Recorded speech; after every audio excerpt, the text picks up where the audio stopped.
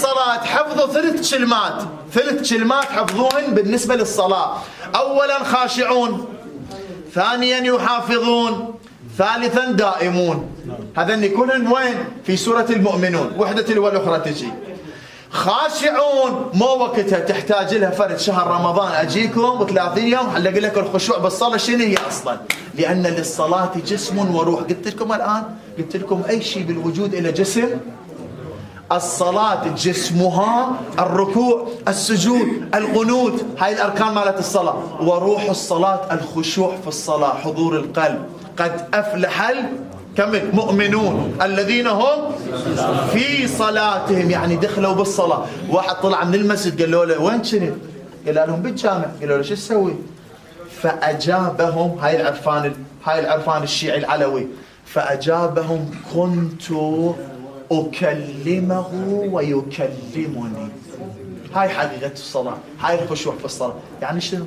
يعني اكو مخاطب الي بالصلاة، يعني قاعد ادخل على رب العالمين قاعد اسولف وياه. هذه قليلة؟ هسه انت تريد تشوف لك وزير، روح شوف تقدر تشوفه لو لا؟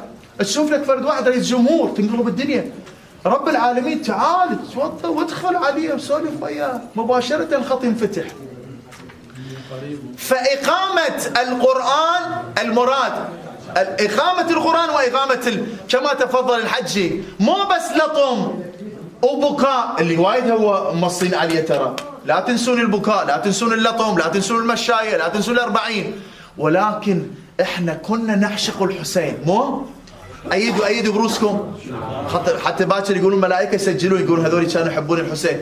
كلنا نحب الحسين ونعشق الحسين. تعالوا خل اخذكم للحسين. سالوا الحسين قالوا له انت يا ابا عبد الله شو تحب؟ احنا نحبك، انت شو تحب؟ فيجيب الحسين اني احب الصلاه. اسالكم سؤال، الحسين قدر يصلي بيوم عاشر خلف المخيم لو لا؟ رد علي عدل لو لا؟ مو افضل يصلي ورا الخيام وهنا حمايه وشغل عدل ومرتب؟ فجاب الصلاه وين؟ خلاها بوسط المعركه، و34 سهم بس اجت، وشهيدين هنا سقطوا. ليش؟ يريد يبين يابا ترى الدق واللطم على الصلاه، هذول جايين يضيعون الصلاه. لأنه إذا أضاعوا الصلاة شو يصير؟ 59 مريم، 59 مريم. فخلف من بعدهم خلف أولا أضاعوا. احنا عندنا أقاموا وعندنا أضاعوا. إذا أنت دخلت بالأقاموا نجحت، إذا أنت من الأقاموا من وين؟ بالأضاعوا، تضيع الصلاة. أضاعوا الصلاة، إذا أضاعوا الصلاة شنو النتيجة؟ واتبعوا الشهوات فسوف يلغون غيا. اتباع الشهوات موجود الآن لو لا موجود بالعالم؟ هاي الشهوات روح شوفها والأهواء شوفها. نتيجة شنو؟ تضيع الصلاة. ديروا بالكم على الصلاة، الصلاة تنظيف الإنسان، الصلاة مهمة.